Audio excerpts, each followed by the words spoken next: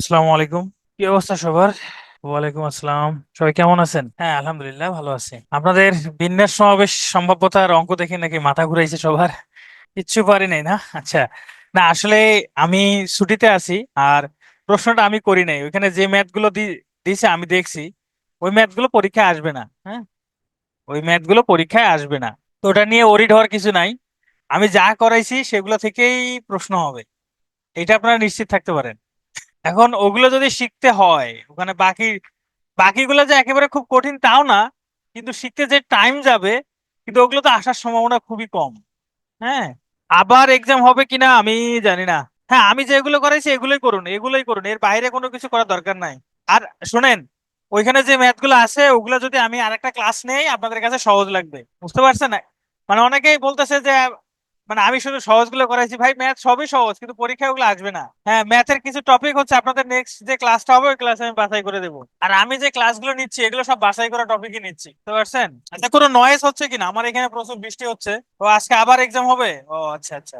না, কে কেউ 15 তো 14 পাইছে, ওরা ম্যাথের স্টুডেন্ট বা সায়েন্সের স্টুডেন্ট, ওরা আগে বিন্যাস সমাবেশ করছে। তো ওগুলো দেখে হতাশ হওয়ার কিছু নাই। হ্যাঁ, আলহামদুলিল্লাহ ভালো আছে।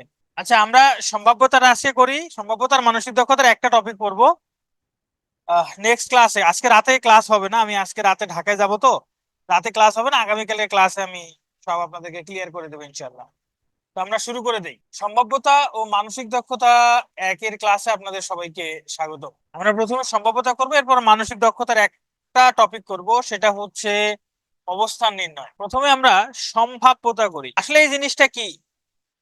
আমরা ওই যে গেস করি না, আমরা কথায় কথায় বলি যে যে 17 অক্টোবর, 49 বিসিএস প্রিলি এক্সাম হইতে পারে, এটার সম্ভাবনা 60%। আমরা এইভাবে বলি কিনা? 17 অক্টোবর, অনেকেই ভাবে বলে 17 অক্টোবর 49 বিসিএস প্রিলি হতে পারে, এটার সম্ভাবনা 60%। 100% কেউ বলতেছে না, 100% মানে সে নিশ্চিত। আচ্ছা, শামীম কবির। আচ্ছা, আপনি আমাকে একটু টেলিগ্রামে ইনবক্সে দিন, আমি আপনাকে রিপ্লাই করব। যারা পিটু এর ম্যাথ বই নিতে পারেননি তাদের জন্য স্লাইডে ম্যাথ আরো বাড়ানো উচিত। কি ম্যাথ বাড়াবো? আরো টাইপ বাড়াবো? আপনার সাথে তো প্রশ্ন ব্যাংক আছে, সেখান থেকে সলভ প্র্যাকটিস করেন। তো এই যে 60% এটাই সম্ভাব্যতা। তো ধরেন আপনি একটা ক্রিকেট ম্যাচ খেলতেছেন, ক্রিকেট ম্যাচ খেলার আগে টস করবেন। তো টস আপনি জিতবেন না হারবেন এটা তো নিশ্চিত না। আপনার টস জেতার সম্ভাবনা কত? 50%। টস জেতার সম্ভাবনা কত? 50%। এই যে আপনি টস জেতার সম্ভাবনা 50%, এটাকে যদি আমি, মানে এটা 50% মানে কি, আপনি 50% অথবা আপনার বিপক্ষ দল 50%, তার মানে 50-50 টস জেতার সম্ভাবনা। এই যে 50%, এটাকে ভগ্নাংশে প্রকাশ করলে হয় 1/2। এটাকেও ভগ্নাংশে প্রকাশ করলে হয় 1/2। এই 1/2 আসলো কোত্থেকে? আসলে একটা, আপনি যখন টস করবেন সেখানে মোট ফলাফল আছে দুইটা, একটা থাকবে হেড আর একটা থাকবে টেল। এই যে মোট ফলাফলটা বসে নিচে, এখন আপনি যদি জেতেন, আপনি যদি ধরেন আপনি জিতলে হয় হেড পাবেন না হয় টেল পাবেন। ধরেন আপনি হেড চুজ করছেন, যদি হেড ওঠে তার মানে আপনি কি চাচ্ছেন সেটাই উঠলে, না আপনি চাচ্ছেন এরকম ফলাফল আছে একটা, এই জন্য উপরে হচ্ছে আপনি যেটা চাচ্ছেন, আপনার অনুকূলে যেটা আছে সেটা উপরে, আর নিচে হচ্ছে মোট। এটাই হলো সম্ভাব্যতার সূত্র। সম্ভাব্যতার আর কোনো সূত্র নাই, সম্ভাব্যতার সূত্র একটাই। তাহলে নিচে হয় মোট ফলাফল, আপনি যেখান থেকে চাচ্ছেন যেই ফলাফলটা, সেখানে সেখানে টোটাল কতগুলো ফলাফল আছে সেটাই হলো মোট ফলাফল। এখানে মোট ফলাফল দুইটা আছে, নিচে দুই, তাহলে মোট ফলাফল। আর উপরে হবে অনুকূল ফলাফল, উপরে হবে অনুকূল ফলাফল। এই একটাই সম্ভাব্যতার সূত্র, আর কোনো সম্ভাব্যতার সূত্র নাই। এই একটা সূত্র দিয়ে সব অঙ্ক আপনারা করতে পারবেন। যেমন ধরেন আপনি একটা ছক্কা নিক্ষেপ করলেন, একটা ডাইস নিক্ষেপ করলেন, ছক্কা নিক্ষেপ করলেন। এখন ছক্কা নিক্ষেপ করে ধরেন 5 ওঠার সম্ভাব্যতা কত? কত হবে বলেন তো? 5 ওঠার সম্ভাব্যতা কত? একটা ছক্কা নিক্ষেপ করলে কি কি উঠতে পারে? 1 উঠতে পারে, 2 উঠতে পারে, 3 উঠতে পারে, 4 উঠতে পারে, 5 উঠতে পারে, 6 উঠতে পারে। এটাই হলো মোট ফলাফল। আপনি চাচ্ছেন 5 উঠবে কিনা, তাহলে 5 আছে কয়টা? একটা। তাহলে অনুকূল ফলাফল একটা, মোট ফলাফল 6টা। তাহলে একটা ছক্কা নিক্ষেপ করলে 5 ওঠার সম্ভাব্যতা 1/6। ঠিক আছে, একটা ছক্কা নিক্ষেপ করলে কে থ্রো করছে তার উপর ডিপেন্ড করবে। কেন ডিপেন্ড করবে? কখনোই কে থ্রো করছে তার উপর ডিপেন্ড করবে না, যেই থ্রো করুক না কেন। এটা ডাইস, এটা নিরপেক্ষ হয়, তাহলে 1/6, তাই না? তাহলে একটা ছক্কা নিক্ষেপ করলে যদি বলা হয় 2 এর গুণিতক উঠার সম্ভাব্যতা কত, 2 এর গুণিতক উঠার সম্ভাব্যতা কত, 2 এর গুণিতক উঠার সম্ভাব্যতা কত? তাহলে মোট ফলাফল তো 6টাই, ছক্কা নিক্ষেপ করলে মোট ফলাফল 6টা, 6টাই আছে। ওকে, কিন্তু অনুকূল ফলাফল কয়টা আছে দেখেন তো। 2 এর গুণিতক মানে 2 দ্বারা ভাগ করা যায় এমন সংখ্যা, 2 এর কোনা থেকে এখানে 2 আছে একটা, 4 আছে একটা, 6 আছে একটা। 2, 4, 6 এর মধ্যে যে কোনো একটা উঠলেই হ্যাঁ 2 এর গুণিতক হবে। তাহলে আপনি যা চাচ্ছেন, আপনার অনুকূলে ফলাফল আছে এবার 3টা, তাহলে 3/6। তাহলে সম্ভাব্যতাটা কাটাকাটি করলে কত হবে? 1/2। কাটাকাটি করলে 3 দ্বার 3 অক্ষে 3, 3 দুগুণে 6, তাহলে 1/2। এটাই হলো সম্ভাব্যতা। সম্ভাব্যতা নিয়ে আর কারো কোনো কনফিউশন আছে? নিচে তো মোট ফলাফল, এখানে মোট কয়টা, একটা ছক্কা নিক্ষেপ করলে তো এই 6টার মধ্যে থেকে কিছু না কিছু উঠবে, এই 6টার মধ্যে তো কিছু না কিছু উঠবে, এই জন্য নিচে 6। কি বোঝেন নাই? নিচে 6 বোঝেন নাই নাকি উপরে 3 বোঝেন নাই, কোনটা বোঝেন নাই সেটা বলেন। বুঝিনি শব্দটা খুব সহজ, কিন্তু কি বুঝেননি সেটা বলবেন। আজকের রাতে ক্লাস নেই, হচ্ছে আজকে আমি ঢাকায় যাব, যার কারণে আজকে রাতে ক্লাস হবে না, আগামীকাল রাতে ক্লাস হবে। উপরে 3 বোঝেন নাই, আমি কি বলছি 2 এর গুণিতক, 2 এর গুণিতক বোঝেন, 2 এর গুণিতক বোঝেন, 2 এর ঘরের নামতা, 2 এর গুণিতক মানে 2 এর ঘরের নামতা, তা 2 এর ঘরের নামতা 2 অক্ষে 2, 2 দুগুণে 4, 3 দুগুণে 6। তো একটা ছক্কা নিক্ষেপ করলে 2 এর গুণিতক মানে 2, 4, 6 যে কোনো কিছু উঠতে পারে। তো এখানে ফলাফল কয়টা আছে? আপনি যা চাচ্ছেন এরকম ফলাফল আছে 3টা, এই জন্য উপরে 3। ওকে, চলেন এবার আমরা কয়েকটা সূত্র দেখি, এক্সট্রা সূত্র। হ্যাঁ, প্রথমত যদি এরকম থাকে, এই যে পিতে প্রবাবিলিটি মানে সম্ভাব্যতা, মানে দুইটা ঘটনা যদি এরকম হয়, এ ও বি, এ ও বি দুটি ঘটনা পরস্পর অবর্জনশীল হলে, অবর্জনশীল হলে সূত্র হইল দুইটা ঘটনাই ঘটার সম্ভাব্যতা, দুইটা ঘটনা যে কোনো একটা ঘটার সম্ভাব্যতা, probability of A union B, এটা একটা সূত্র হলো, এটা probability of A plus probability of B minus probability of A intersection B. এখন বলেন তো এই সূত্রটা কে কে বুঝেন নাই? এটা সূত্র, এটা সূত্র বুঝেন নাই না? আসলে বুঝাইনি তাই বুঝেন নাই। প্রথমত আসেন, অবর্জনশীল শব্দটার অর্থটা কি? এই অবর্জনশীল শব্দটার অর্থটা একটু জানার চেষ্টা করি। ধরেন একটা ছক্কা নিক্ষেপ করলাম, একটা ছক্কা নিক্ষেপ করলাম, বললাম 4 আচ্ছা 4 থেকে বড় ওঠার সম্ভাব্যতা, বড় ওঠার সম্ভাব্যতা কত হবে বলেন তো? 4 থেকে বড়, 4 থেকে বড় ওঠার সম্ভাব্যতা কত? এটা বলেন, 4 থেকে বড় ওঠার সম্ভাব্যতা কত? 4 থেকে বড় ফলাফল আছে কয়টা? 5 এবং 6, দুইটা, তার মানে 2/6। এই ঘটনাটার নাম দিলাম এ ঘটনা, এই ঘটনাটার নাম দিলাম এ ঘটনা। এবার বললাম 2 এর গুণিতক, 2 এর গুণিতক ওঠার সম্ভাব্যতা কত একটু আগে বের করছিলাম। ছক্কা নিক্ষেপ করলে কি 6 এর পর কিছু উঠে?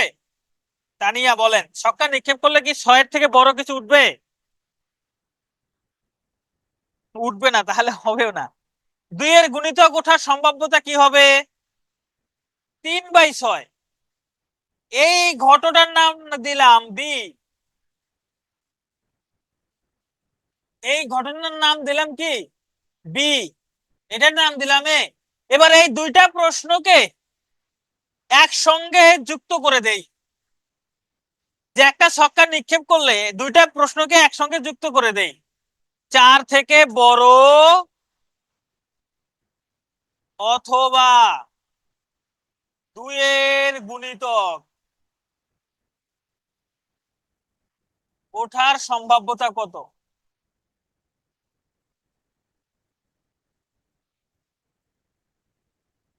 ওঠার সম্ভাব্যতা কত বলেন?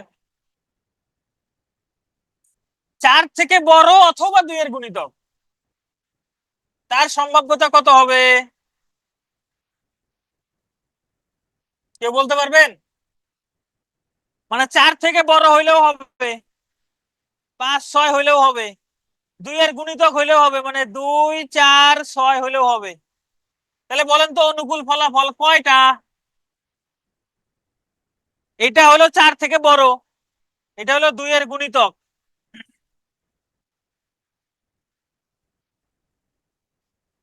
4 থেকে বড় 2 এর গুণিতক, অনুকূল ফলাফল কয়টা? এই একটা, দুইটা, তিনটা, চারটা, 6, 5টা। 1/6, 1/6 কি বলতেছেন? 1/6 কিভাবে হয়? না, 6 দুইবার নেওয়া যাবে না, 6 একবারই নিতে হবে। 4 থেকে বড় অথবা 2 এর গুণিতক। হ্যাঁ হ্যাঁ, আমি দেখতেছি। ওকে, তাহলে এখানে 4 থেকে বড় আছে কয়টা? দুইটা। 2 এর গুণিতক আছে তিনটা, টোটাল 5টা হওয়ার কথা। টোটাল 5টা হওয়ার কথা, তাই না? কিন্তু 6 আছে দুইবার, 6 দুইবার নেওয়া যাবে না, 6 একবারই হবে। 6 দুইবার নেওয়া যাবে না, 6 একবারই হবে। তাহলে এটার অ্যান্সার হবে আসলে কত? অনুকূল ফলাফল 4টা, মোট ফলাফল 6টা, 4/6, 4/6। একটু খেয়াল করে দেখেন, এখানে কিন্তু 5টা ছিল, তাই না? আমরা একটা বাদ দিছি, আমরা কি করছি? একটা বাদ দিছি, তাই না? একটা কি করছি? বাদ দিছি। ওকে, এখন এই দুইটা যোগ করলে কত হয় দেখেন তো? 2/6 যোগ 3/6 কত হয়? 5/6। কত হয়? 5/6 হয় দুইটা যোগ করলে। এটা সমান কিন্তু হয় নাই। এখন দেখেন তো, 4 থেকে বড় 2 এর গুণিতক, দুই জায়গায় কমন আছে কি? 6 আছে না? দুই জায়গায় কমন আছে কি? 6 আছে। 6 আছে, তাহলে 6 ওঠার সম্ভাব্যতা কত? 1/6। আমি এই 5/6 থেকে যদি 1/6 বাদ দেই, 5/6 থেকে 1/6 যদি বাদ দেই, তাহলে দেখবেন 4/6 হয়। এটা সমান হয়ে যাচ্ছে, এটার সমান হয়ে যাচ্ছে। এবার আসেন আমি অবর্জনশীলটাকে বোঝাই। অবর্জনশীল জিনিসটা হইলো, দেখেন এখানেও আছে 6, এখানেও আছে 6, দুই জায়গায় আছে। দুই জায়গায় যদি থাকে তাহাকে বলে অবর্জনশীল। দুই জায়গায় যদি থাকে তাহাকে বলে অবর্জনশীল। আমি আরেকটু আরেকটু সহজ করে বোঝাই, দাঁড়ান আমি বলতেছি, দাঁড়ান। ধরেন একটা ছক্কা নিক্ষেপ করলেন, প্রশ্ন হইল 4 এর বড় ওঠার সম্ভাব্যতা কত? এটা বলেন, 4 এর বড় ওঠার সম্ভাব্যতা কত? বলেন কত হবে? আবার বলেন। 1/6 কিভাবে আমি বলতেছি, দাঁড়ান। 4 এর বড় ওঠার সম্ভাব্যতা কত? 2/6, তাই না? আচ্ছা, 4 এর ছোট ওঠার সম্ভাব্যতা কত? 4 এর ছোট ওঠার সম্ভাব্যতা কত বলেন? 4 এর ছোট 3/6, রাইট? 3/6। এবার এই দুইটা প্রশ্নকে যদি আমি যুক্ত করে দেই, দুইটা প্রশ্নকে যদি যুক্ত করে দেই, যে 4 এর বড় অথবা 4 এর ছোট ওঠার সম্ভাব্যতা কত? দেখেন 4 এর বড় এখানে ছিল কত? 5 এবং 6। 4 এর ছোট এখানে ছিল কত? 1 2 3 ছিল, তাই না? এদের মধ্যে কমন কিছু আছে? নাই, কিন্তু কমন কিছু নাই, রাইট? কমন কিছু নাই। আচ্ছা, এবার আমি দুইটা প্রশ্নকে একসঙ্গে যুক্ত করে দিয়েছি। 4 এর বড় অথবা 4 এর ছোট ওঠার সম্ভাব্যতা কত? 4 এর বড় হইলো 5 6, 4 এর ছোট হইলো 1 2 3। তাহলে মোট কত হইলো? মোট কয়টা অনুকূল ফলাফল? কয়টা? 1 2 3 4 5। তাহলে 4 এর বড় অথবা 4 এর ছোট ওঠার সম্ভাব্যতা কত হবে? 5/6। 5/6, তাই না? দেখেন এই দুটো যোগ করে দেখেন তো, 2/6 যোগ 3/6 যোগ করলে কি 5/6 হয় না? হয় কি না? এই যে 4-এর বড় এই ঘটনাকে যদি এ ধরি, 4-এর ছোট এই ঘটনাকে যদি বি ধরি, এই প্রশ্নটা যে 4-এর বড় অথবা 4-এর ছোট ওঠার সম্ভাব্যতা, এই প্রশ্নটাকে এইভাবে লেখা যায়, probability of A union B. এই যে প্রশ্নটা, এই প্রশ্নটাকে আমি এইভাবে লিখতে পারি, এই প্রশ্নটাকে আমি এইভাবে লিখতে পারি যে 4-এর ছোট অথবা 4-এর বড় ওঠার সম্ভাব্যতা কত, এটাকে আমি লিখতে পারি probability of A union B. তো এটাকে দেখেন, এটার মান আমি আলাদা আলাদা ভাবে বের করছি, যে এটা হলো প্রবাবিলিটি অফ এ এর মান, এটা হলো প্রবাবিলিটি অফ বি এর মান, এই দুটো যোগ করে দিলেই হয় probability of A plus probability of B. এই ঘটনা দুইটা হলো অবর্জনশীল ঘটনা। কি ঘটনা? অবর্জনশীল ঘটনা, সরি, বর্জনশীল ঘটনা, বর্জনশীল। এটা হলো বর্জনশীল।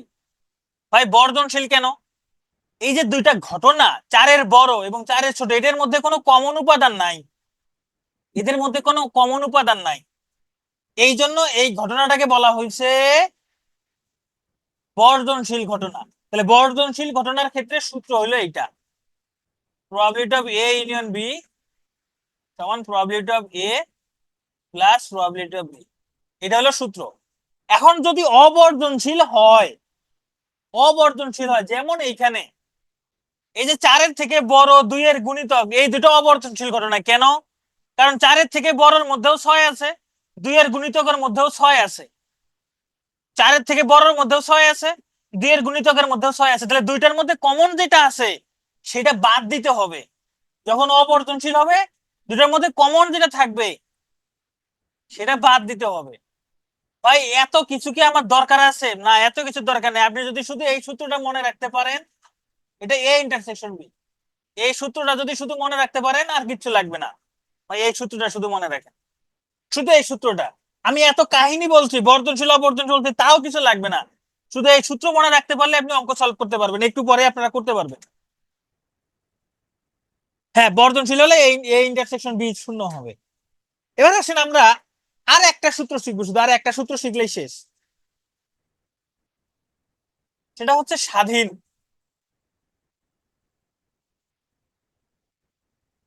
স্বাধীনের একটা সূত্র শিখবো, আছে একটা না দুইটা। আর একটা হচ্ছে পরাধীনের একটা সূত্র শিখবো, পরাধীনের একটা সূত্র শিখবো। স্বাধীন মানে হচ্ছে একটা ঘটনার সাথে আর একটা ঘটনার কোনো সম্পর্ক নাই, ইহাকে বলে স্বাধীন। ধরে নেন যে হাসিব বিয়ে করবে, হাসিব বিয়ে করবে আর পরি বিয়ে করবে, হাসিব বিয়ে করবে আর পরি বিয়ে করবে, তবে এদের দুজনের মধ্যে না। বলেন তো হাসিবের বিয়ে হবে কি হবে না, সেটা কি পরিমণির বিয়ের উপর নির্ভর করবে? কিংবা পরিমণির বিয়ে হবে কি হবে না, সেটা কি হাসিবের বিয়ের উপর নির্ভর করবে? করবে না। এই জন্য এই যে হাসিবের বিয়ে হবে কি হবে না, এটা একটা স্বাধীন ঘটনা। পরিমণির বিয়ে হবে কি হবে না, এটা একটা এটা স্বাধীন ঘটনা। দুইটা কি পরস্পর স্বাধীন ঘটনা, দুইটাই পরস্পর কি ঘটনা? স্বাধীন ঘটনা। এইরকম একটা ঘটনার উপর যদি আর একটা ঘটনা নির্ভরশীল না হয়, তাহাকে বলে স্বাধীন ঘটনা, তাহাকে বলে স্বাধীন ঘটনা। আর এরকম দুইটা স্বাধীন ঘটনা ঘটার সম্ভাব্যতা, ধরেন এই হাসিবের বিয়ে হওয়ার ঘটনার সমতাকে এ ধরলাম, পরীর বিয়ে হওয়ার ঘটনাকে আমি বি ধরলাম, তাহলে দুইটা ঘটনাই ঘটার সম্ভাব্যতা, দুটাই ঘটনায় যে এ ইন্টারসেকশন বি, দুটা ঘটনাই ঘটার সম্ভাব্যতা এ ইন্টারসেকশন বি সমান probability of A into probability of B, তখন গুণ হবে। এই যে A intersection B, A intersection B সমান probability of A intersection probability of B. এখানে এ এবং বি স্বাধীন ঘটনা, এ এবং বি দুইটা স্বাধীন ঘটনা, তাহলে এইটা একটা সূত্র। আচ্ছা, স্বাধীন ঘটনা বললেন, পরাধীন ঘটনার কথাটা একটু বলেন। আচ্ছা, চলেন পরাধীন ঘটনা দেখি। ধরেন আমার সেটা কিভাবে বুঝবেন, একটু পর ম্যাথ করতে গিয়ে বুঝতে হবে। এবার ধরেন আমরা একটু পরাধীন দেখি, পরাধীন দেখি, পরাধীন, পরাধীন জিনিসটা কি? ধরেন যে এই পরীর সাথে হাসিবের বিয়ে হয়ে গেছে, হ্যাঁ, হাসিবের বিয়ে হয়ে গেছে। এবার এটা একটা ঘটনা, এটা একটা ঘটনা, হ্যাঁ, ধরে নিলাম এই ঘটনাটা হলো এবার হাসিব সে দাম্পত্য জীবনে অসুখী, সে আর একটা বিয়ে করতে চায়, হাসিব দ্বিতীয় বিয়ে করবে। এটা হলো ধরেন বি ঘটনা। তো নিশ্চয়ই এবার দ্বিতীয় বিয়ে করাটা এই বিয়ের উপর নির্ভরশীল, চাইলেই তো এখন দ্বিতীয় বিয়ে করতে পারবে না, তাই না? কিছুটা হলো নির্ভরশীল আছে। তাহলে এটাকে আমরা এইভাবে লিখতে পারি, হাসিবের দ্বিতীয় বিয়ে হবে কি হবে না। কারণ এই যে প্রথম বিয়ে হয়ে গেছে, এবার দ্বিতীয় বিয়ে করবে। এই যে প্রথম বিয়ে এটা হয়ে গেছে, প্রথম বিয়ে হয়ে গেছে, এবার সে দ্বিতীয় বিয়ে করতে যাচ্ছে, এটা হবে কি হবে না সেটা নির্ভর করবে এইভাবে। দেখতে হবে তাদের দাম্পত্য জীবনটা কেমন যাচ্ছে, মানে এই ঘটনাটা কেমন যাচ্ছে। হ্যাঁ হ্যাঁ, তাহলে প্রবাবিলিটি অফ ঘটনার এইটার সম্ভাব্যতা দেখতে হবে, মানে এই ঘটনাটা ঘটছে কিনা। এবার দেখতে হবে দুইটা ঘটনায় ঘটার সম্ভাব্যতা, probability of intersection B, sorry, probability of union B, দুইটা যে কোনো একটা ঘটার সম্ভাব্যতা।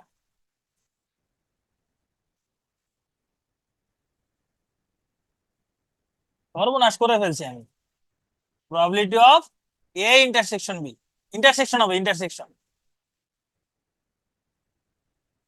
হ্যাঁ ইন্টারসেকশন হবে, ইন্টারসেকশন হবে, ভুলে ইউনিয়ন লিখে ফেলছি। আচ্ছা আমি এটা আবার বোঝাচ্ছি, এই ঘটনাটা ঘটে গেছে, এই ঘটনাটা বি ঘটনার উপর নির্ভরশীল, সরি বি ঘটনাটা এর উপর নির্ভরশীল, গুলাই ফেলতেছি বারবার। এই ঘটনাটা ঘটে গেছে, এই ঘটনাটা বি ঘটনার উপর নির্ভরশীল। এখন এই বি ঘটনাটা ঘটার সম্ভাব্যতা সমান প্রবাবিলিটি অফ নিচে হবে উপরে হবে, দুইটা ঘটনাই ঘটার সম্ভাব্যতা। এক কথায় এটা সূত্র হলো এটা, যদি স্বাধীন না হয় তাহলে সূত্র হবে এরকম, নিচে যেটা থাকবে ওটার প্রবাবিলিটি নিচে, উপরে যা থাকবে উপরে দুটারই। ধরেন যদি এরকম থাকতো প্রবাবিলিটি অফ উপরে নিচে বি, তাহলে সূত্র হয়তো এরকম, নিচে প্রবাবিলিটি অফ বি, উপরে হলো তো প্রবাবিলিটি অফ ইন্টারসেকশন বি, মানে এখানে নিচে যেটা থাকবে সেটা এখানে হবে, আর উপরে এই যে ইন্টারসেকশন দিয়ে দুটোই হবে। এখানে নিচে যেটা থাকবে শুধু সেটা নিচে হবে, আর উপরে ইন্টারসেকশন দিয়ে দুটোই হবে। আমি একটু সূত্রগুলো সামারি করি তাহলে সুবিধা হবে। প্রথমত প্রবাবিলিটি অফ ইউনিয়ন বি এর সূত্র শিখছি, এটা মনে রাখেন, probability of plus probability of B minus probability of intersection B. এরপর দেখলাম প্রবাবিলিটি অফ ইন্টারসেকশন বি এর একটা সূত্র শিখলাম, probability of into probability of B. এরপর শিখলাম পরাধীনতার সূত্র একটা, প্রবাবিলিটি অফ ধরেন বাই বি আছে, উপরে হবে প্রবাবিলিটি অফ ইন্টারসেকশন বি, আর নিচে এখানে যা থাকবে তাই নিচে প্রবাবিলিটি অফ বি। এই তিনটা সূত্র, এই তিনটা সূত্র একদম মুখস্থ রাখবেন। ইউতে ইউনিয়ন ভাই, ইউতে ইউনিয়ন, আর এটা ইন্টারসেকশন। ইউতে সেটের, এটা সেটের ক্লাসে বলছিলাম না, ইউতে হলো ইউনিয়ন, আর এটা হলো ইন্টারসেকশন, সম্ভাব্যতার সাথে সেটা কানেকশন আছে। আমি যেহেতু সময় পাচ্ছি না ডিটেলস পড়ানোর, এই জন্য এত কিছু আমি বলতেছি না, আর এত কিছু লাগবেও না। তো এই সূত্রগুলো দিয়ে অঙ্ক করলে আরো ক্লিয়ার হয়ে যাবে, চলেন আমরা অঙ্ক করি। যেমন দেখেন এখানে বলছে প্রবাবিলিটি অফ সমান 1/3, প্রবাবিলিটি অফ বি এর মান দেওয়া আছে, আবার বলছে এবং বি স্বাধীন, তাহলে প্রবাবিলিটি অফ ইউনিয়ন বি এর মান কত? দেখেন সূত্র জানেন, প্রবাবিলিটি অফ ইউনিয়ন বি কি সেটা, probability of plus probability of B minus probability of intersection B. আপনি এই সূত্র জানেন না, এই একটু আগে দেখাইলাম, এই সূত্রটা জানেন। এখন এই সূত্রে মান বসাবেন আর অঙ্ক করবেন, মান বসাবেন আর অঙ্ক করবেন, আর কিচ্ছু লাগবে না। দেখেন এখানে প্রবাবিলিটি অফ এর মান দেওয়া আছে, প্রবাবিলিটি অফ বি এর মান দেওয়া আছে। সমস্যা হইলো প্রবাবিলিটি অফ ইন্টারসেকশন বি এর মান দেওয়া নাই, দেওয়া নাই, তাতে কি হয়েছে? দেখেন আপনি এই সূত্র জানেন না, এই সূত্র জানেন না যে probability of A intersection B যদি স্বাধীন হয়, এই যে আমি এখানে লিখছিলাম না সূত্র, এটা probability of A into probability of B.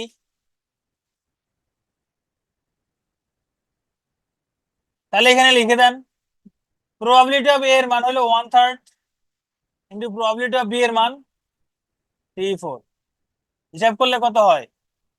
3 কাটা যায় 1/4।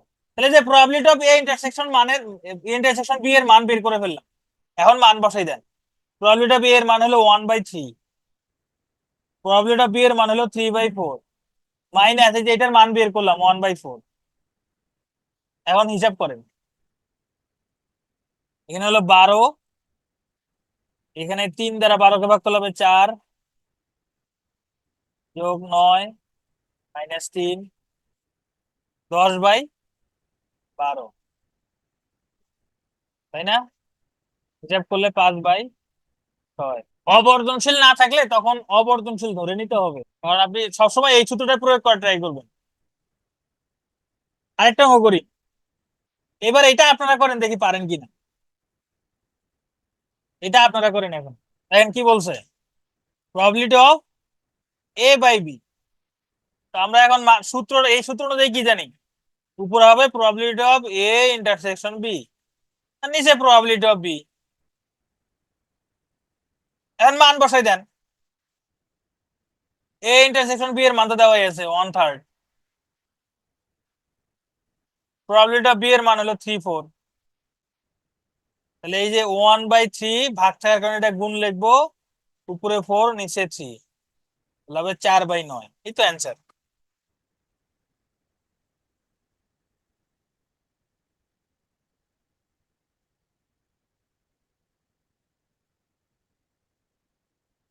এবার এটা করে দেখি,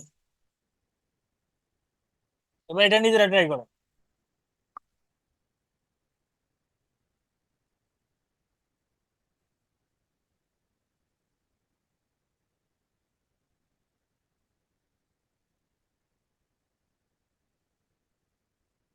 নিচে এ হবে না, এখানে নিচে যেটা থাকবে এটাই, যে নিচে বি আছে তাহলে নিচে বি হবে।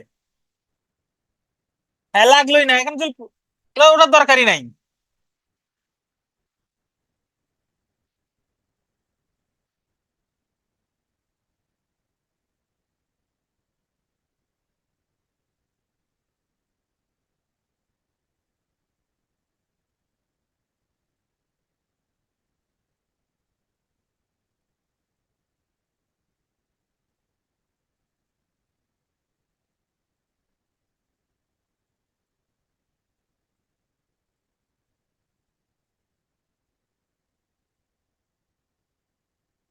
এটা কিন্তু বিশেষ পরীক্ষা আসা প্রশ্ন এটা।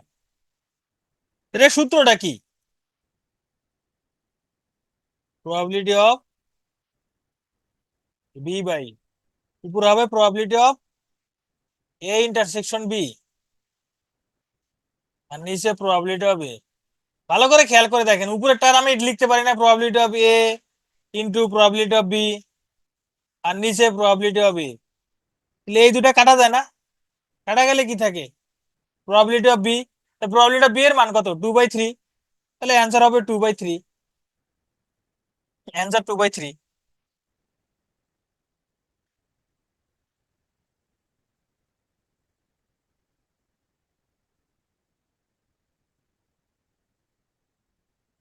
এবার আমরা সূত্র দেখ করাইলাম না, এই সূত্র থেকে আসলে এগুলোই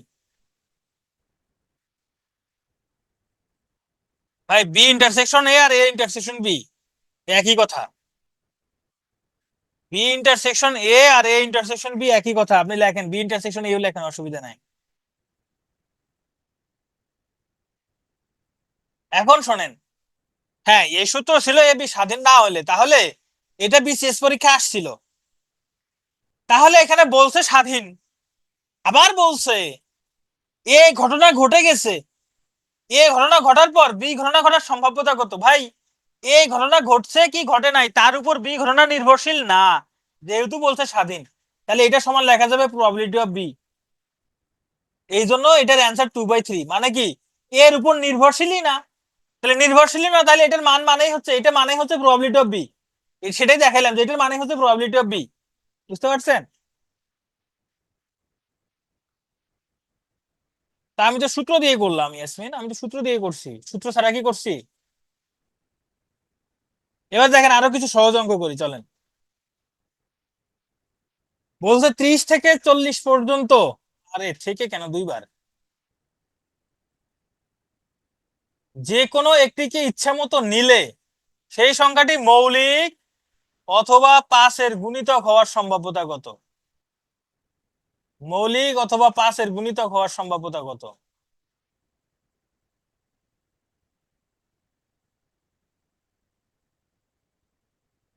হ্যাঁ নাসির, ওইটাই হবে অ্যান্সার।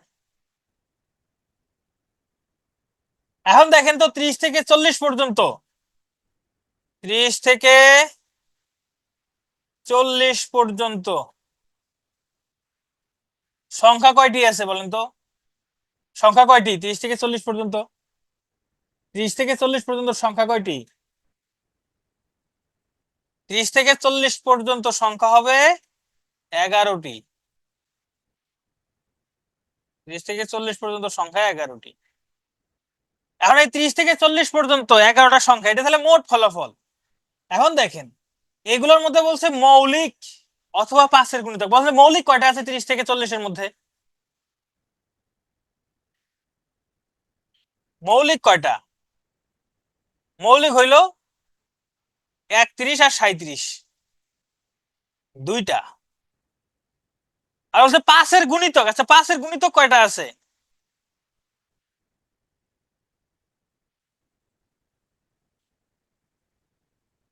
পাঁচের গুণিতক হলো 30, 35, 40, তিনটা।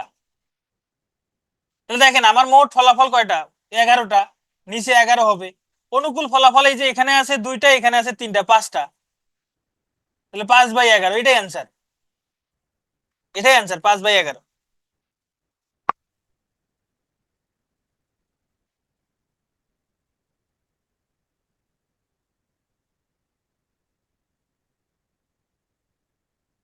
তাহলে এবার এটা করেন দেখি। 1 থেকে 30 নাম্বার পর্যন্ত টিকিট গুলো মেশানোর পর একটি দৈর্ঘ্য ভাবে নেওয়া হলো, একটা টিকিট নেওয়া হইলো, টিকিটটি 3 অথবা 5 দ্বারা বিভাজ্য হওয়ার সম্ভাবনা কত? বলেন। 1 থেকে 20 নাম্বার পর্যন্ত টিকিট গুলো মেশানোর পর দৈর্ঘ্য ভাবে নেওয়া হইলো, টিকিটটি 3 অথবা 5 দ্বারা বিভাজ্য হওয়ার সম্ভাবনা কত? পূজা দাস বলছেন 5 কিভাবে হইলো? এই যে এইভাবে হয়েছে 5। এই 1, 2, 3, 4, 5, এই 5টা ঘটনা অনুকূল ঘটনা, আমি যাহা চাচ্ছি প্রশ্নে যাহা চাইছে এরকম ঘটনা আছে 5টা, এই জন্য 5 উপরে। এবার এটা করেন। 1 থেকে 20 পর্যন্ত টিকিট গুলোর মধ্য থেকে 3 অথবা 5 দ্বারা বিভাজ্য হওয়ার সম্ভাবনা কত? কোথায় 10 হবে বলেন তো আনিকা তাসনিম? আচ্ছা 1 থেকে 20 পর্যন্ত মোট সংখ্যা কয়টি আছে? মোট সংখ্যা 20টা। মোট সংখ্যা 20টা। তাই 1 থেকে 20 পর্যন্ত 21টা কেমনে হয়? 1 থেকে 20 পর্যন্ত হিসাব করে দেখেন তো। 20টা না? আচ্ছা এখন বলছে 3 দ্বারা বিভাজ্য, মানে 3-এর গুণিতক। 3 দ্বারা বিভাজ্য কয়টি আছে? 3, 6, 9, 12, 15, 18। আবার বলছে 5 দ্বারা বিভাজ্য। 5 দ্বারা বিভাজ্য কয়টি আছে? 5, 10, 15, 20। তাহলে মোট ফলাফল হলো 20টা। অনুকূল ফলাফল কয়টা দেখি? এই একটা, দুইটা, তিনটা, চারটা, পাঁচটা, ছয়টা, সাতটা, আটটা, 15 একবার গুণে ফেলছি। 15 একবার গুণে ফেলছি, তাহলে আর তো গোনা যাবে না। আর এই একটা, টোটাল 9টা। টোটাল কয়টা হইলো? 1, 2, 3, 4, 5, 6, 7, 8, 9, 9/20। মনে রাখবেন এটা হচ্ছে যে একই ঘটনা দুইবার থাকলে দুইবার না একবার গুনতে হবে। একই ঘটনা দুইবার থাকলে দুইবার না একবারই গণনা করতে হবে। তাহলে এটার অ্যান্সার হলো 9/20।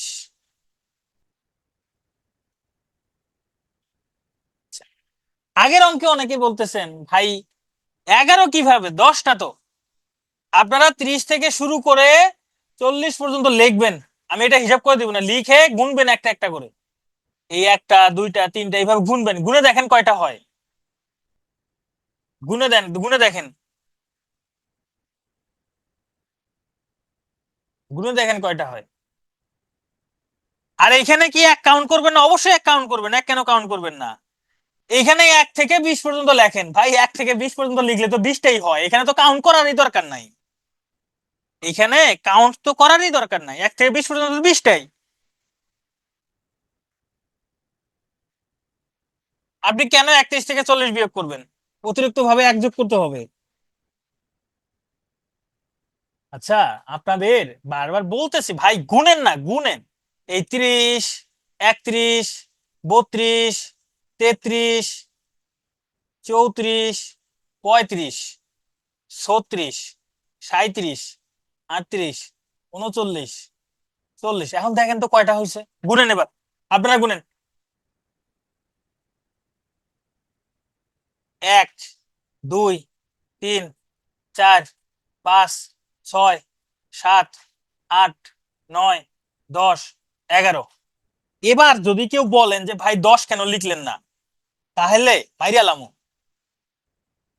এখানে 11টা। ভাই 1 থেকে 20 পর্যন্ত কয়টা? ভাই লেখেন 1 থেকে 20 পর্যন্ত গুনেন, গুনেন কয়টা হয়, গুনেন 1 থেকে 20 পর্যন্ত কয়টা হয়।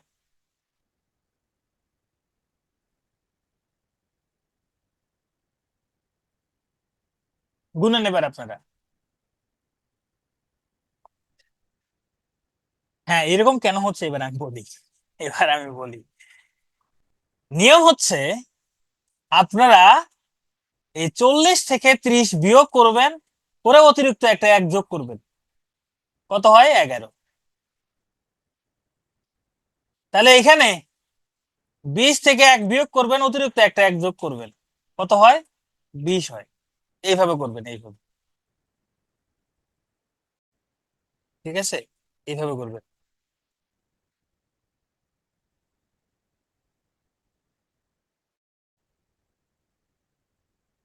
ঠিক আছে, এবার এটা দেখে কে কে পারেন।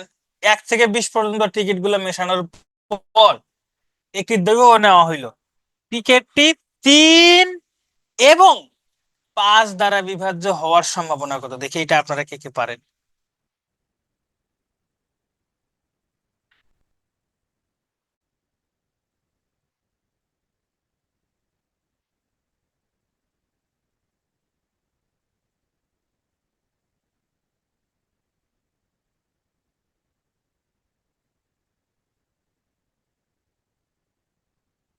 তো এখানে মোট সংখ্যা কয়টি? 20টা। এবার দেখেন, 3 দ্বারাও বিভাজ্য হইতে হবে, 5 দ্বারাও বিভাজ্য হইতে হবে, এরকম সংখ্যা কয়টা আছে? 3 দ্বারাও বিভাজ্য, 5 দ্বারা বিভাজ্য, এরকম সংখ্যা কয়টা আছে 1 থেকে 20-এর মধ্যে? এরকম সংখ্যা একটাই আছে, 15। আর কোন সংখ্যা আছে যাকে 3 দ্বারা যাবে, 15 দ্বারা যাবে? আর কোন সংখ্যা আছে?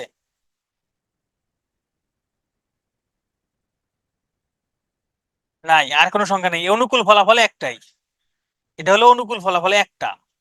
অনুকূল ফলাফল একটা, মোট ফলাফল 20টা, তাহলে 1/20, এই হলো অ্যান্সার।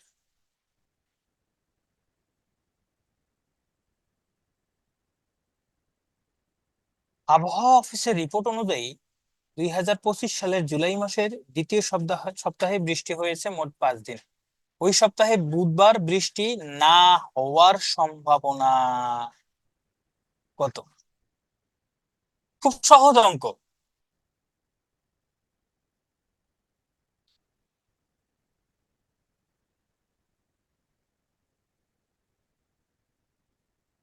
আগের ম্যাথে অ্যান্সার 9/20 হলো যে ভাই, এখানে যে অথবা আছে, বলছে 3 অথবা 5।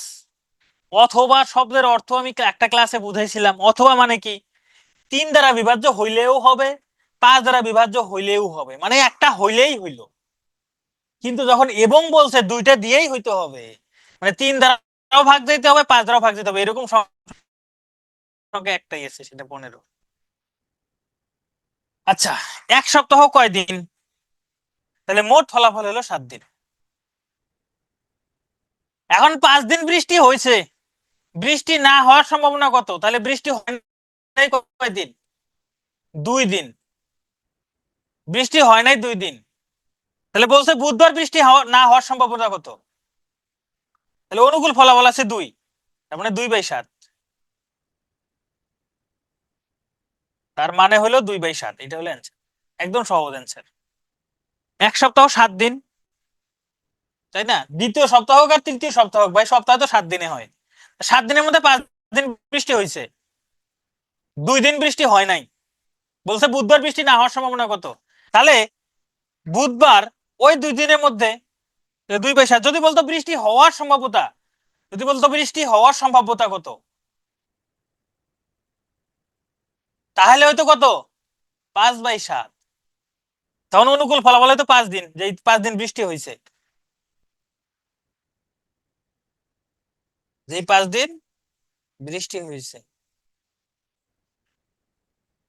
শিমু, এখানে আপনি চাচ্ছেন ফলাফলটা কি বুধবার, মানে আপনি কি ফলাফল বুধবার চাচ্ছেন, নাকি বৃষ্টি হওয়া না হওয়া চাচ্ছেন? কোনটা প্রশ্নে কি চাইছে? বুধবারকে, মানে এখানে অনুকূল ফলাফলটা কি বুধবার, নাকি অনুকূল ফলাফলটা বৃষ্টি না হওয়া? কোনটা অনুকূল ফলাফল? কোনটা বুধবারটা অনুকূল ফলাফল, নাকি বৃষ্টি না হওয়াটা অনুকূল ফলাফল? কোনটা?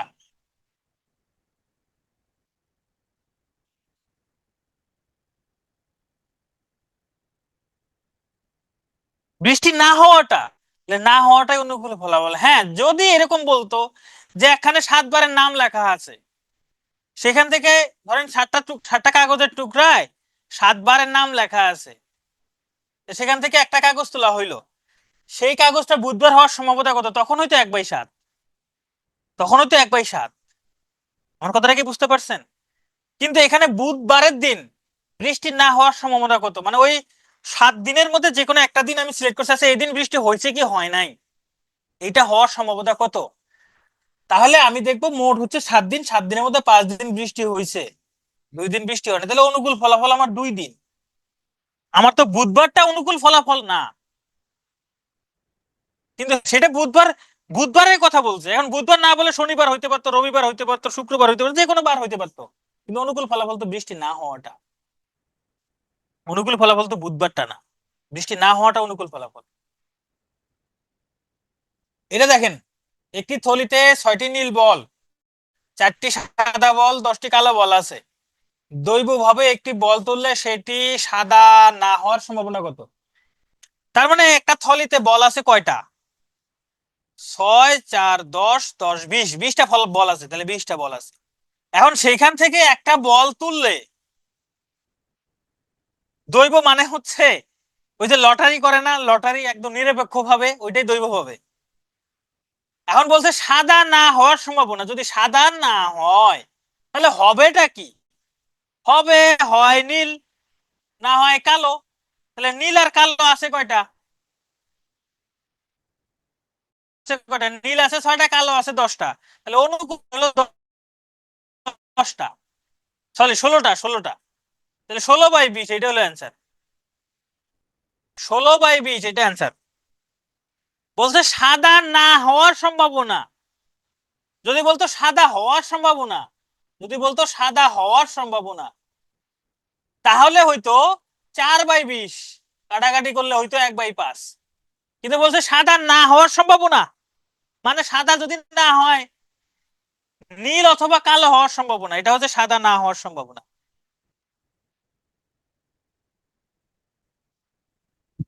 বুঝতে পারছেন? ঋতু, হ্যাঁ হবে, ওভাবেও হবে, ওভাবেও হবে, এক থেকে এই যে এটা বিয়োগ করলেও হবে, একই কথা।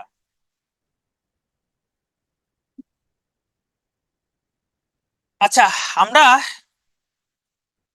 সম্ভাব্যতার যতটুকু করছি এটুকু মোর দেন এনাফ। এবার আপনাদের জন্য বলি, বিন্যাস, সমাবেশ, সম্ভাব্যতা, আমি যতটুকু করাইছি এতটুকুই। যাদের কাছে কঠিন লাগবে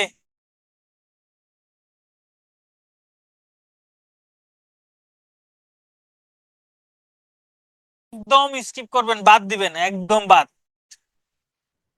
কি করবেন? বাদ দিবেন। যদি কঠিন লাগে তাহলে একদম বাদ, কাছ থেকে অঙ্ক আসবে না। কঠিন লাগলে একদম বাদ, বিন্যাস স্বভাবের সম্ভাব্যতা। আর যদি মনে করেন আমি যতটুকু করাইছি এতটুকু পারবেন, তাহলে এতটুকু আপনারা সলভ করবেন। পরীক্ষায় প্রশ্নটা আমি করি নাই। হ্যাঁ, প্রশ্নটা আমি না করার কারণে যিনি করছেন উনি আসলে বুঝেন নাই যে আসলে কোন প্রশ্নগুলো দিতে হবে কোনগুলো দিতে হবে না, যার কারণে ওই প্রবলেমটা হয়েছে ওই দিন পরীক্ষায়। ঠিক আছে, দেন বাদ দেন, অসুবিধা নাই। পাটিগণিতের লাভ ক্ষতি বাদ দিতে যাচ্ছেন, বাদ দেন। তো চলেন আমরা অবস্থান নির্ণয় করার আগে আমরা একটা ব্রেক নেই।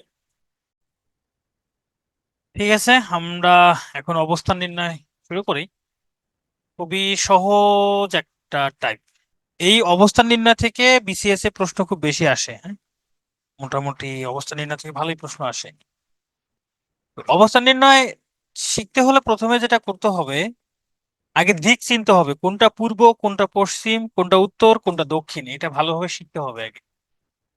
এই শেখা মানে এই না যে আপনি চিনেন না, আপনি চিনেন, খাতার মধ্যে অঙ্কন করা শিখতে হবে। কারণ পরীক্ষার হলে গিয়ে আমরা অনেক সময় কি নতুন জায়গায় গিয়ে আমরা পূর্ব পশ্চিম উত্তর দক্ষিণ চিনি না। তো পরীক্ষার হলে গিয়ে যে আপনি চিনবেন তার কোনো গ্যারান্টি নাই। এখন খাতার মধ্যে কিভাবে লিখবেন? খাতার মধ্যে ঠিক এরকম করে দুইটা দাড়ি দিবেন, ক্রস আকৃতির। উপরে সবসময় উত্তর, নিচে দক্ষিণ। এটা ভুল হয় না, ভুল হয় পূর্ব পশ্চিমে। সবসময় খাতার ডান দিকে হবে পূর্ব, বা হাতের ডান পাশে যেটা সেটা পূর্ব, বামে পশ্চিম। ডানে পূর্ব বামে পশ্চিম, এটা মাথায় রাখবেন। আর উপরে উত্তর নিচে দক্ষিণ। কারণ এটা যদি ঠিকঠাক ভাবে অঙ্কন না করতে পারেন তাহলে কিন্তু প্রবলেম আছে, তাহলে কিন্তু উত্তর ভুল আসবে। তাহলে সবসময় মনে রাখবেন খাতার মধ্যে উপরে, খাতার উপরে উত্তর, নিচে দক্ষিণ, ডানে পূর্ব বামে পশ্চিম। এই হলো চার দিক চেনা, চারটা দিকে ভালোভাবে চিনতে পারলেই হবে, আর তেমন কিছু লাগবে না। তো চলেন আমরা এই অঙ্কটা দেখি। বলছে একটি ঘড়িতে যখন 3টা বাজে তখন ঘন্টার কাঁটা যদি পূর্ব দিকে থাকে, মিনিটের কাঁটা কোন দিকে থাকবে? দেখেন এই যে একটা ঘড়ি 3টা বাজতেছে, ঘন্টার কাঁটাটা ঠিক পূর্ব দিকেই আছে, ঘন্টার কাঁটাটা পূর্ব দিকে রাখা আছে। মিনিটের কাঁটাটা কোন দিকে আছে এখানে? মিনিটের কাঁটা কোন দিকে আছে? উত্তর দিকে আছে, রাইট? উত্তর দিকে আছে, উত্তর দিকে। তাহলে উত্তরটা হবে কি? এর উত্তর হইল উত্তর, উত্তর হইল উত্তর। এখন পরীক্ষার হলে কি আপনার প্রশ্নের মধ্যে এই ঘড়ি থাকবে? না থাকবে না। এই দিক থাকবে? না থাকবে না। এটা তো আপনি হয়তো বা অঙ্কন করে নিলেন। ঘড়িটা আপনি চাইলে চট চট করে 3টা বাজে এরকম হবে, 3টার সময় ঘড়ি দেখতে কেমন হয় সেটা দেখে অঙ্কন করে ফেলবেন। এইভাবে অঙ্কন করে আপনাকে অ্যান্সার করতে হবে পরীক্ষার হলে, যদি আসে। এবার দেখেন একটা ঘড়িতে 3টা 30 বাজে। কয়টা বাজে? 3টা 30 বাজে। তাহলে মিনিটের কাঁটা যদি দক্ষিণ দিকে থাকে ঘন্টার কাঁটা কোন দিকে থাকবে? ঘড়ি, হ্যাঁ, ঘড়ি নিতে দিবে। অ্যানালগ ঘড়ি অনেক সময় ঝামেলা করে, অনেক সময় ঝামেলা করে না। তারপরে আপনারা, হ্যাঁ, হলে তো ঘড়ি থাকেই। তাছাড়া হলে কিন্তু ঘড়ি থাকে প্রত্যেক হলেই। মানে পিএসসি যে পরীক্ষাগুলো নেয় সেই পরীক্ষাগুলোর প্রত্যেক হলেই একটা করে ঘড়ি থাকে, ওটা পিএসসি থেকে দেওয়াই থাকে। আচ্ছা, এই যে 3টা 30 বাজতেছে, বলছে মিনিটের কাঁটা দক্ষিণ দিকে, এই যে মিনিটের কাঁটা দক্ষিণ দিকে আছে। ঘন্টার কাঁটাটা কোন দিকে? ঘন্টার কাঁটা যদি সোজা 3-এর দিকে থাকতো তাহলে বলতাম পূর্ব দিকে, সোজা 3-এর দিকে না, এই যে দিকে আছে, এরকম আছে, তাই না? এরকম আছে। তো এই জায়গাটা কার? এই জায়গাটা, এই জায়গাটা পুরোটাই হলো দক্ষিণ পূর্ব। তাহলে ঘন্টার কাঁটা আছে দক্ষিণ পূর্ব দিকে, বা পূর্ব দক্ষিণ যেটাই হোক না কেন, দক্ষিণ পূর্বটাই হয়, দক্ষিণ পূর্ব দিকে আছে।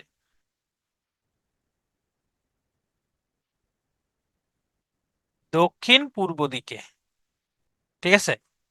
হ্যাঁ, পূর্ব দক্ষিণ একই কথা। অগ্নি বলে নাকি বায়ু বলে নাকি এসব আমি জানি না, তবে ওগুলো আসবে না, আসলে এরকমই আসবে। এটা হইলো উত্তর পূর্ব, এই এই দিকটা হইলো উত্তর পশ্চিম, বা পশ্চিম উত্তর যাই হোক, এটা হলো দক্ষিণ পশ্চিম। তো অনেক সময় এরকম দিকে আসতে পারে, সোজা সোজি থাকলে তাহলে পূর্ব বা উত্তর বা দক্ষিণ বা পশ্চিম। কিন্তু সোজা সোজি না আসলে তখন দুইটা দিক উল্লেখ করে দিবেন, শেষ। আচ্ছা চলেন এবার এই অঙ্ক করি। এই ধরনের অঙ্ক করার ক্ষেত্রে যা করবেন নিজেকে কল্পনা করবেন।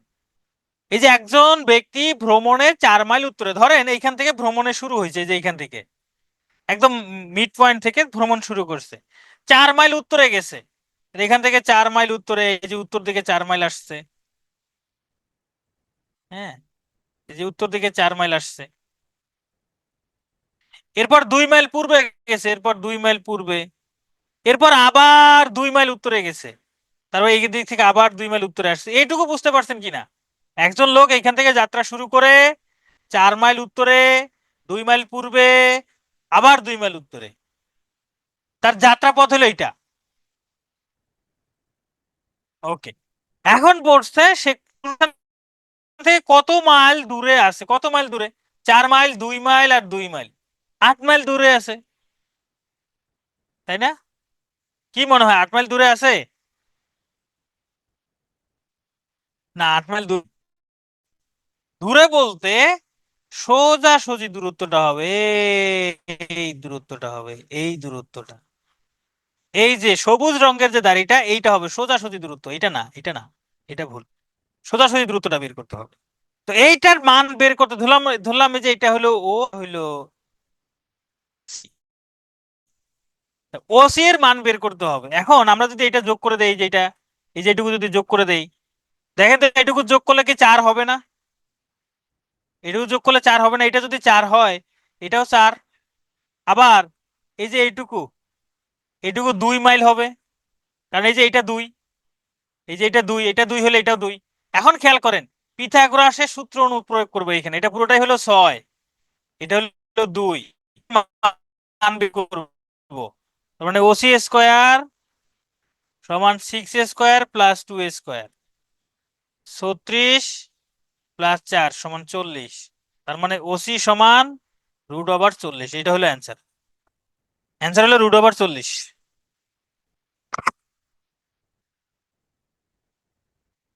তাহলে এরকম সোজাসুজি দূরত্ব বের করতে হবে। সোজাসুজি দূরত্ব বের করতে গেলে তখন এখানে একটা সমকোণী ত্রিভুজ অঙ্কন করে তার ভূমির দৈর্ঘ্যটা বের করবেন, ভূমির দৈর্ঘ্যটা বের করবেন, লম্বের দৈর্ঘ্য বের করবেন, অতিভুজের দৈর্ঘ্য পেয়ে যাবেন। সোজাসুজি 6 হবে না, সোজাসুজি কখনো 6 হয়?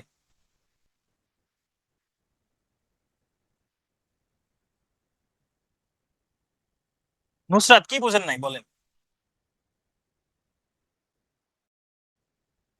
কি বুঝেন নাই বলেন তো, কি বুঝেন নাই? কোনটা বুঝেন নাই? এর নিচে 2 বোঝেন নাই? এই 4 বোঝেন নাই? এই 6 বোঝেন নাই? নাকি এই সূত্র বোঝেন নাই? নাকি √40 হচ্ছে এটা বোঝেন নাই? কোনটা বুঝেন নাই? 6টা বোঝেন নাই?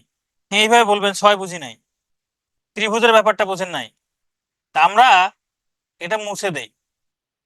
আপনারা এইটুকু তো বুঝতে পারছেন, এইটুকু বুঝতে পারছেন যে সে প্রথমে 4 মাইল উত্তরে গেছে, 2 মাইল পূর্বে গেছে, আবার 2 মাইল উত্তরে গেছে। এখন সে শুরু করছিল কোথায়? এইখানে শেষ হয়েছে। তাহলে এই দুটো সোজাসুজি দূরত্ব লাগবে আমার। এই দূরত্বটা আমি কিভাবে বের করব? একটা সমকোণী ত্রিভুজ অঙ্কন করবো। এই যে এটা সোজা একটা লম্ব অঙ্কন করব। এই যে, এটা হলো ধরেন এ, এটা বি, এটা সি। এই যে এ বি সি একটা ত্রিভুজ অঙ্কন করলাম। হ্যাঁ, তো এই যে এ বি সি ত্রিভুজের এটা একটা সমকোণী ত্রিভুজ হয়েছে, এটা একটা সমকোণী ত্রিভুজ হয়েছে। তো এই সমকোণী ত্রিভুজের ভূমি দৈর্ঘ্য কত হবে? ভাই ভূমি দৈর্ঘ্য কত হবে সেটা দেখাচ্ছে যে এই জায়গায়, এই যে এইটুকু 2 না, এই যে এখানে 2 মাইল গেছে, এইটুকু 2 হলে এইটুকু 2 হবে। তার মানে এসি সমান 2। এখন বি সি এর মান বের করবো। বি সি দেখেন, এই যে এইটুকু হলো 2, এই যে এইটুকু 2, তার নিচের টুকু এই যে এইটুকু কত? দেখেন এই পাশে এটা কত? 4 না? এই পাশে এটা 4 হলে এটাও 4। তো এটা যদি 4 হয় আর এটা যদি 2 হয়, তাহলে পুরোটা কত? এই যে 4 যোগ 2 সমান 6। তার মানে বি সি হলো 6। এখন এ বি এর মান বের করতে হবে। এ বি সমান হোয়াট? এটা হলো অতিভুজ, এই যে এটা যদি সমকোণ হয়, এ বি হলো অতিভুজ। তাহলে আমরা পিথাগোরাসের সূত্র অনুযায়ী জানি এ বি স্কয়ার সমান A C square plus B C square. এখন মান বসাই দেন। 2 square plus 6 square, 4 plus 36 equal 40। তার মানে এ বি সমান √40। এটা হলো অ্যান্সার।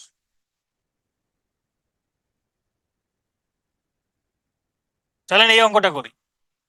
একজন লোক এই অবস্থান থেকে হেঁটে ডান দিকে 10 ফুট। এখন ডান দিকে, তার ডান দিকে এখন কোন দিকে আমরা তো জানি না, পূর্ব পশ্চিম উত্তর দক্ষিণ তো কিছুই জানি না। যে কোনো একটা জায়গা থেকে আপনি হিসাব করেন, যে কোনো জায়গা থেকে। এই অঙ্কটা করার জন্য ভাই দ্বিতীয়বার কেউ বলবেন না যে বুঝি নাই। প্রথম থেকে যখন আমি বলবো বুঝবেন না, ওইখানে বলবেন ভাই এইটুকু বুঝি নাই, এভাবে বলবেন। কারণ পুরো অঙ্ক রিপিট করাটা এখানে অনেকে বিরক্ত হয়, স্টুডেন্টরা এখানে অনেক অডিয়েন্সে বিরক্ত হয়। তো আমি যখন বুঝাচ্ছি তখনই বলবেন। দেখেন ধরলাম এটা এই অবস্থান, এই অবস্থান থেকে ডান দিকে, তো ডান দিকে এখান থেকে ডান দিকে গেলাম, এই যে ডান দিকে ধরলাম এটা ডান দিকে 10 ফুট আসছে, হাতের ডান দিকে 10 ফুট।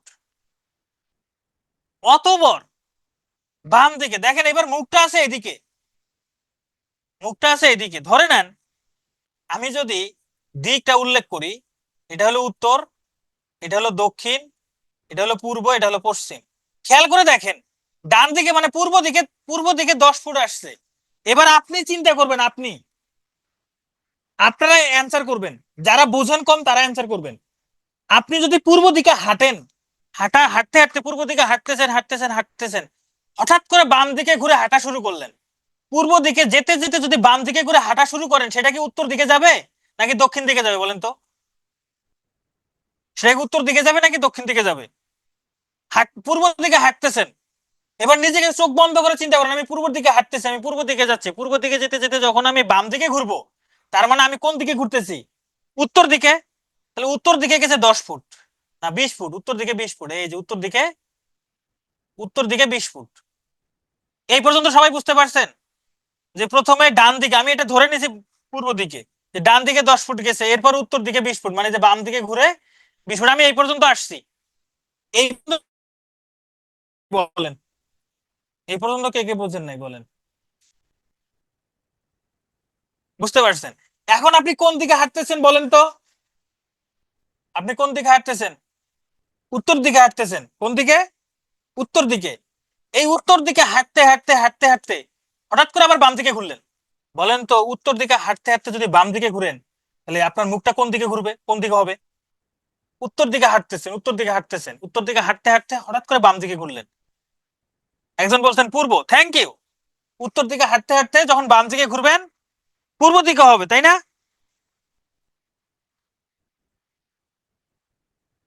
এবার এক কাজ করেন, যারা পূর্ব বলতেছেন আপনি এবার নিজেই উত্তর দিকে মুখ করে দাঁড়ায় যান, এক পা হাঁটেন উত্তর দিকে, হেঁটে এবার আপনার হাতের বাম দিকে যেদিকে আছে ওদিকে ঘুরেন, ঘুরে দেখেন তো আপনার মুখটা কোন দিকে হয়, ঘুরে দেখেন তো মুখটা কোন দিকে হয়।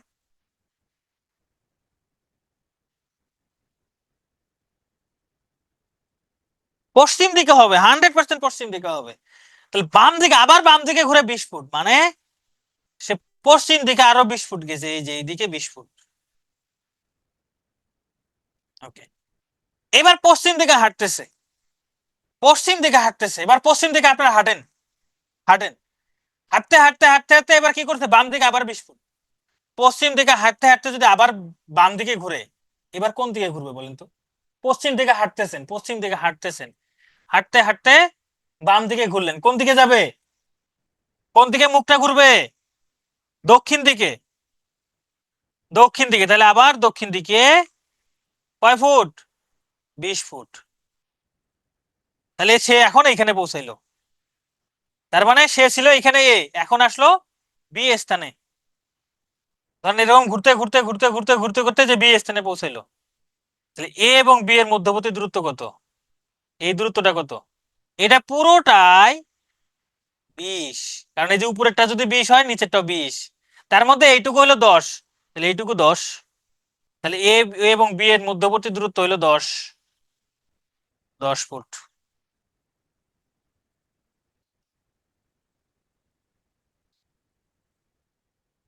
ওকে, এবার চলেন দেখি মেহেদি কি করছে। মেহেদি একটি নির্দিষ্ট স্থান থেকে 9 কিলোমিটার দক্ষিণে গেল।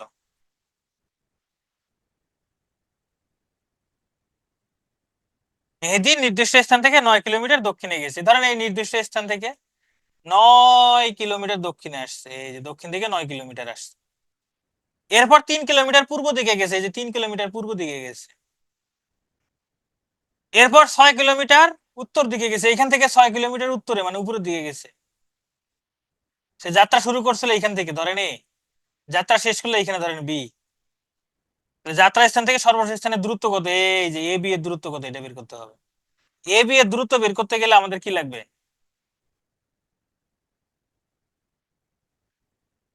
আমরা যদি শুধুমাত্র এই যে এটা যোগ করে দেই তাহলে হয়ে যায়। এটা যোগ করলে যে এটা যেহেতু 3, মানে এটা হলো সি, এটাও 3, দেখেন এটা যে এটা 6, তাহলে এই যে এইটুকুও 6, পুরোটা কিন্তু নয়, পুরোটা কিন্তু নয়। তাহলে এটুকু যদি 6 হয় তাহলে এটুকু 3, তাহলে এটা 3 এটা 3, তাহলে এ বি এর মান কত? এ বি এর মান হবে √3 স্কোয়ার প্লাস 3 স্কোয়ার, √18, এই হলো অ্যান্সার।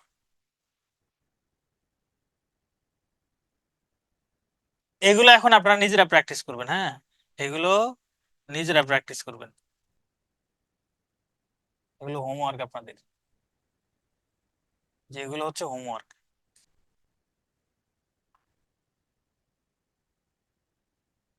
দেখি এটা অ্যান্সার করেন তো। ভোরবেলা আপনি বেড়াতে বের হয়েছেন, বের হওয়ার সময় সূর্য আপনার সামনে, কিছুক্ষণ পর আপনি বাম দিকে ঘুরলেন, কয়েক মিনিট পর আপনি ডান দিকে ঘুরলেন, এখন আপনার মুখ কোন দিকে আছে দেখি, কে কে পারেন।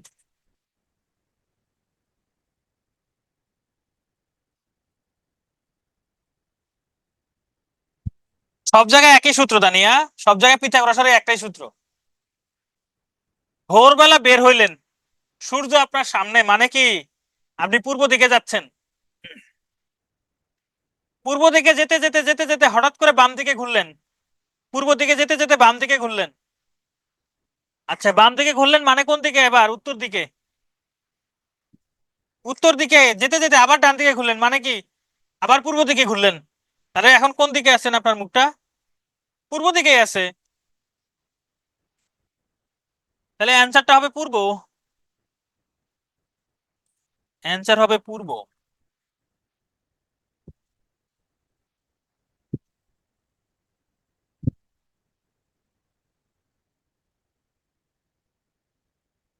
এ B C D E F বৃত্তাকারে বসে আছে মাঠের মধ্যে, এরা ওই যে অনেক সময় মাঠে গোল হয়ে বসে গ্রুপ স্টাডি করে না, এরা এই গ্রুপ স্টাডি করতেছে, A B C D E F বৃত্তাকারে বসে গ্রুপ স্টাডি করতেছে।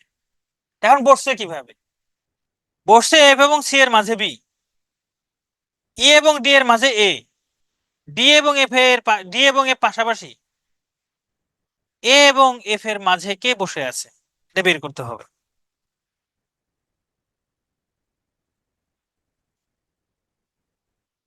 তো যেহেতু বৃত্তাকারে বসে আছে আমাদেরকে প্রথমে একটা বৃত্ত অঙ্কন করতে হবে, বললাম একটা বৃত্ত। দেখেন প্রশ্ন কি বলছে, প্রশ্ন বলছে এফ এবং সি এর মাঝে বি আছে, তাহলে আমি এমন ভাবে লিখবো, ধরলাম এখানে হলো এফ, এখানে হলো সি, তাহলে এদের মাঝে বি আছে, তাহলে মাঝখানে বি। এই যে এখানে যা বলছে আমি তাই লিখছি, এখানে যা বলছে আমি তাই লিখছি, বলছে এফ এবং সি এর মাঝে বি আছে, এফ এবং সি এর মাঝে বি আছে, আমি বি দিছি। এখানে আবার বলছে ডি এবং এফ পাশাপাশি, ডি এবং এফ পাশাপাশি,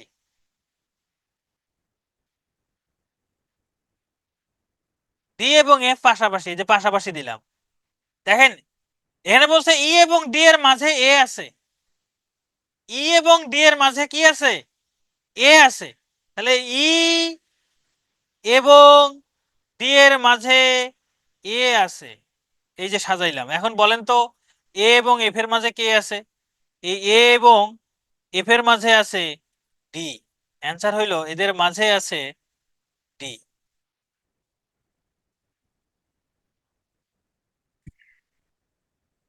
তন্নি তার ক্লাসে যে কোনো একটি বেঞ্চে প্রথম থেকে ষষ্ঠ স্থানে, শেষ থেকে দ্বিতীয় স্থানে অবস্থান করলে ওই বেঞ্চে কতজন শিক্ষার্থী আছে। ধরেন এই হলো তন্নি, এই হলো তন্নি, বলছে প্রথম থেকে ষষ্ঠ স্থানে, তার মানে এইদিকে থেকে হিসাব করলে যে 1 2 3 4 5 এরপর তন্নি ষষ্ঠ স্থানে, মানে এদিকে 5 জন আছে, ষষ্ঠ স্থানে তন্নি। এবার এদিক থেকে গণনা করলে তন্নি দ্বিতীয় স্থানে, তার মানে এখানে একজন আছে, এরপরে তন্নি। তাহলে এই সারিতে আসে টোটাল কতজন আছে? তাহলে 5 6 আর এদিকে একজন আছে, টোটাল 7 জন। টোটাল এই 8 জন কেন, 7 জন। তো আমরা এটা আরো সহজভাবে হিসাব করতে পারি। এই যে ষষ্ঠ স্থানে, তাহলে এখানে 6 জন, 6 যোগ দ্বিতীয় স্থানে, তাহলে 2 জন, 2 যোগ করে দেই, কত হয় 8। কিন্তু দেখেন ষষ্ঠ স্থানে যে 6 জন, এর মধ্যে তন্নিকে হিসাব করছি, দ্বিতীয় স্থানে যে 2 জন, এখানেও তন্নিকে হিসাব করছি, তন্নিকে 2বার হিসাব করছি। এই 8 থেকে 1 বিয়োগ করেন, কত হবে 7, তাহলে 7 জন। তাহলে আমরা সরাসরি এইভাবে হিসাব করতে পারি, 6 যোগ এখানে দ্বিতীয় স্থান বলছে 2, তাহলে বিয়োগ 1 সমান কত হবে 7। 1 কেন বিয়োগ করছি?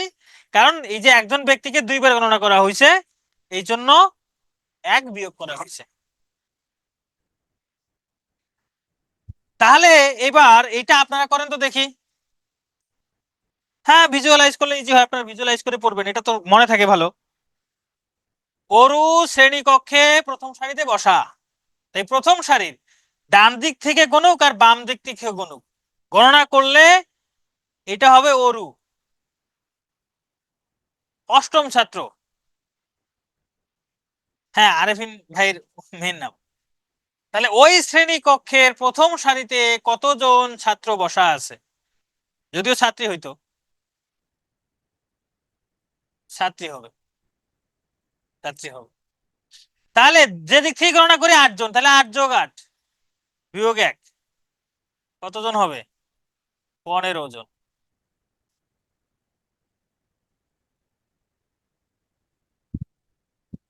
ওকে, 49 জন ছাত্রছাত্রীর মধ্যে ফাতেমার অবস্থান 18তম, শেষের দিক থেকে তার অবস্থান কততম?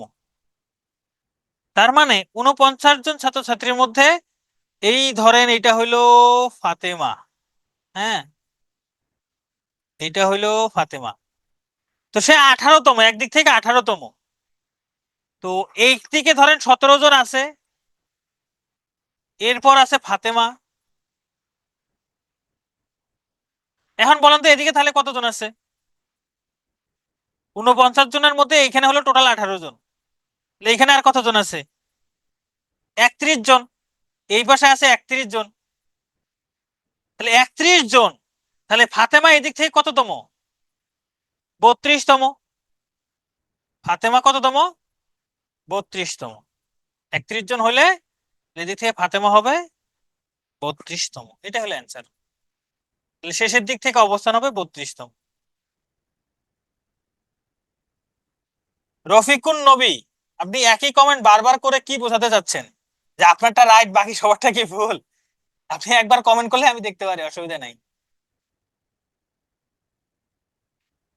একটি দৌড় প্রতিযোগিতায় সৈকত তৃতীয় অবস্থানে থাকা ব্যক্তিকে পিছনে ফেললো, এখন তার অবস্থান কত? সহজ জিনিস, দ্বিতীয়, দ্বিতীয় স্থানে, তাই না?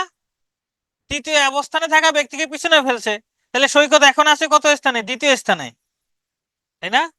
সে দ্বিতীয় স্থানে আছে, এটা হবে অ্যান্সার।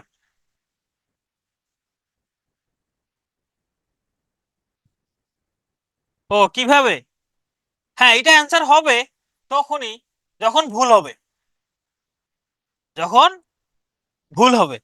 আসলে তৃতীয় অবস্থানে থাকা মানে এটা হইলো সৈকত, এটা হইলো কে? সৈকত। তাহলে এর সামনে আছে 3 জন, এই 1 জন 2 জন 3 জন। তো সৈকত কি করছে?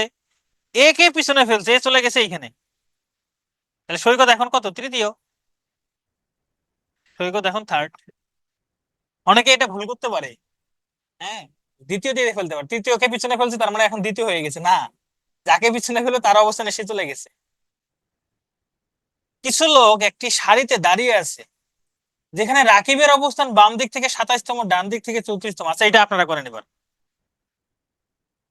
এটা আপনারা করেন। সহজ হিসাব।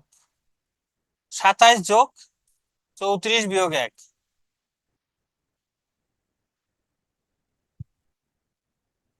কত হয়? 60। 60 জন আছে।